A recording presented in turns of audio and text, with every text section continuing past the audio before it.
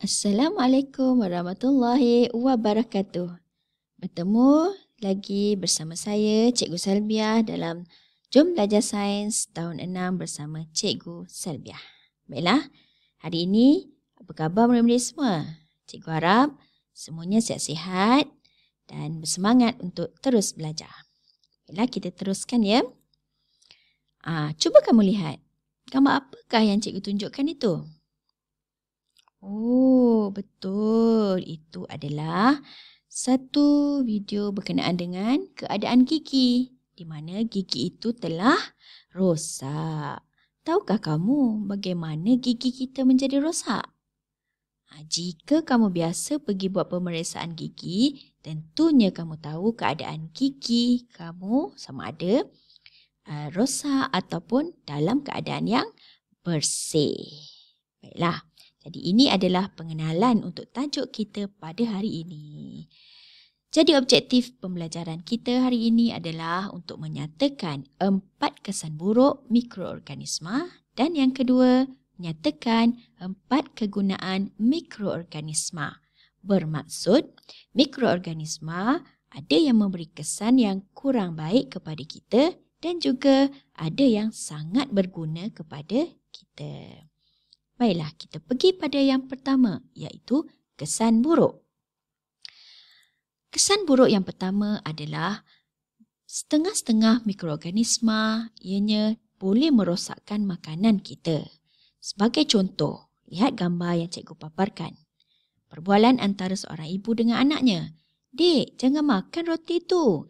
Dah lepas tarai luput. Tengok tu, dah berkulat pun. Amir hendak makan roti tapi ibunya perasan rotinya telah tamat tarik lumpur. Kamu tentu pernah mengalami situasi seperti ini kan? Jadi sekiranya hendak makan roti, kita hendaklah sentiasa yang paling penting lihat dahulu tarik luput supaya kita tidak termakan mikroorganisma. Soalan cikgu, apa yang akan berlaku sekiranya Amir makan roti yang telah tamat tarik luput dan berkulat tu? Agak-agak kamu, apa yang berlaku? Mikroorganisma merosakkan makanan dan menyebabkan perubahan tekstur, rupa, bau dan juga rasa. Makanan yang telah rosak kebiasaannya dalam keadaan yang rupanya yang telah berubah, lembik dan sebagainya, manakala dia mengeluarkan bau dan juga rasa yang tidak menyenangkan. Bermaksud, kesan buruk yang pertama ialah mikroorganisma boleh merosakkan makanan. Dah jelas ya? Okey, kita pergi kepada kesan buruk yang kedua, iaitu mikroorganisma juga boleh menyebabkan beberapa jenis penyakit yang berjangkit. Yang pertama, konjungtivitis. Konjungtivitis dengan lainnya, perkataan nama yang lainnya adalah sakit mata. Biasanya kita sebut sakit mata je. Cuba lihat keadaan mata. Gambar yang cikgu tunjukkan. Merah kan? Manakala sebelah lagi, tiada kesan seperti yang sebelahnya. Itulah keadaan yang dipanggil sebagai konjungtivitis. Dan penyakit berjangkit ini disebabkan oleh infeksi oleh bakteria dan juga virus. Dan ianya memang boleh berjangkit dengan cara perpindahan cecair daripada mata yang dijangkiti konjungtivitis kepada mata yang sihat. Jadi sekiranya kamu terkena konjungtivitis, kamu hendaklah berada di tempat yang tidak, maksud cikgu, tidak bertemu dengan ramai orang supaya kita dapat elakkan jangkitan. Jadi, kita pergi kepada penyakit yang kedua, iaitu tuberkulosis. Ringkasannya kadang-kadang dipanggil TB. Pernah dengar kan?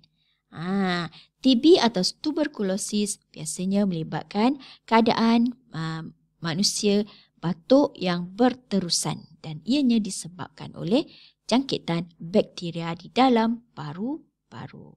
Yang ketiga, kurap. Ini biasa. Kurap disebabkan oleh mikroorganisma dari kumpulan fungi.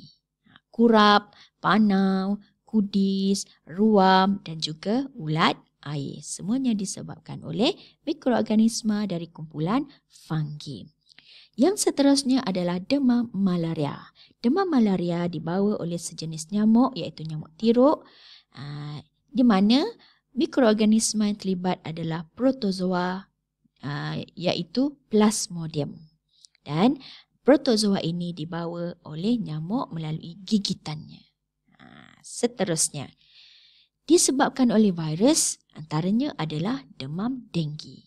Tentu kamu biasa kan demam denggi.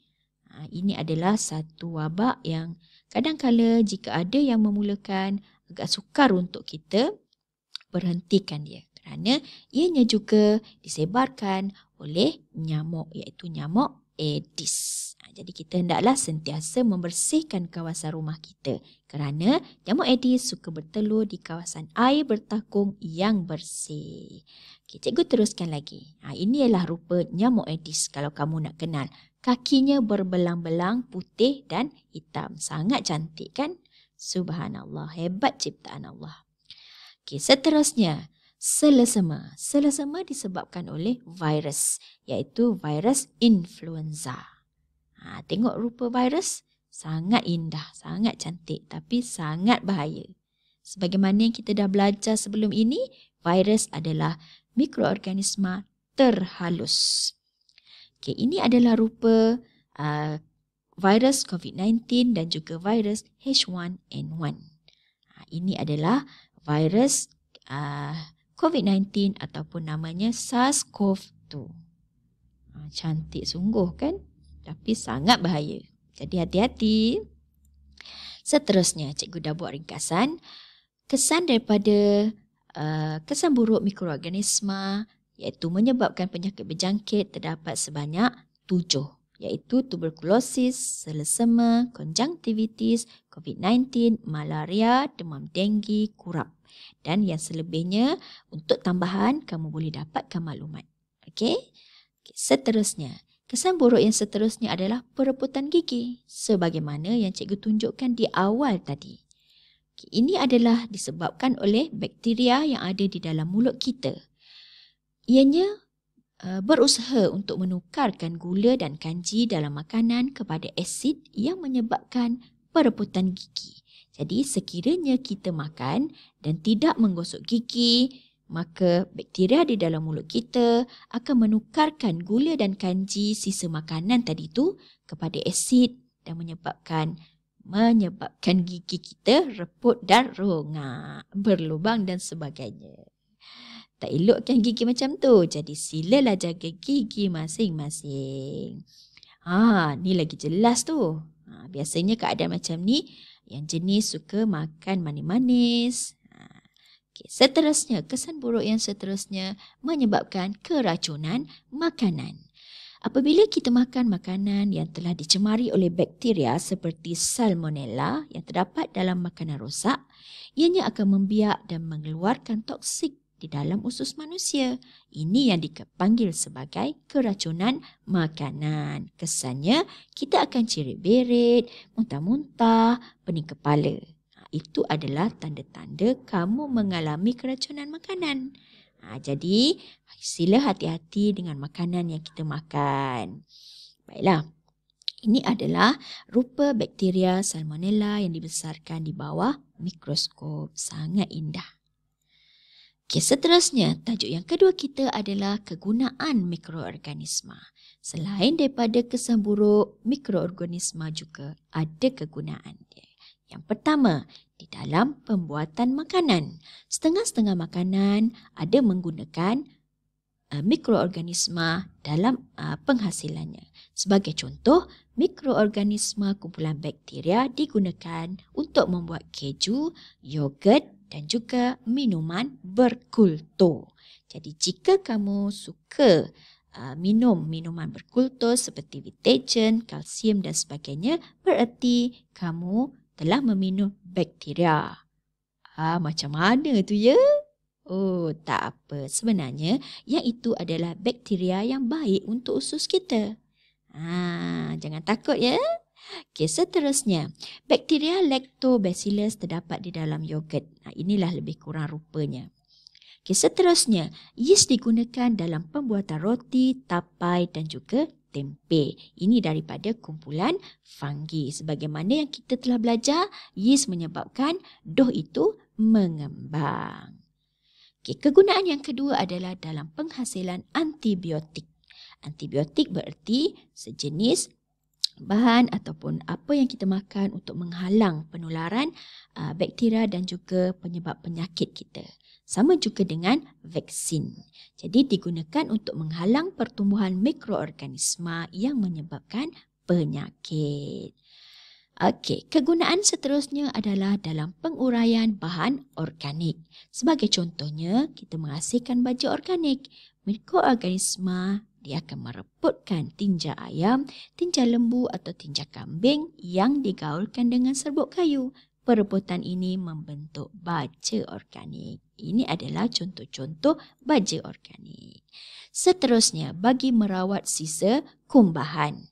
Bakteria digunakan untuk merawat sisa kumbahan, iaitu kumbahan daripada tandas kita ya, dan memusnahkan sisa toksik yang terdapat di dalam loji kumbahan. Biasanya ini diuruskan oleh satu syarikat, iaitu syarikat Indah Water. Jadi mereka menggunakan bakteria. Bersyukur ada bakteria kan? Ramalkan apa yang akan berlaku sekiranya hidupan yang mati tidak mereput. Ini cikgu bagi soalan cepu emas. Nanti kamu jawab ya. Okey, seterusnya. Jom kita buatlah kerja sekolah. Okey, yang pertama. Cikgu nak kamu salin nota pertemuan ini di dalam buku nota, buku sains dengan tajuk, hari dan tarikh. Dengan tajuk yang pertama, kesan buruk dahulu. Ini yang telah kita bincangkan tadi ya. Bererti kesan buruk mikroorganisma terdapat sebanyak berapa? Ya betul, terdapat sebanyak 4, iaitu merosakkan makanan, mereputkan gigi, penyakit berjangkit dan juga menyebabkan keracunan makanan. Bagus. Yang kedua, pertemuan yang kedua adalah jenis-jenis penyakit berjangkit yang ada yang disebabkan oleh mikroorganisma.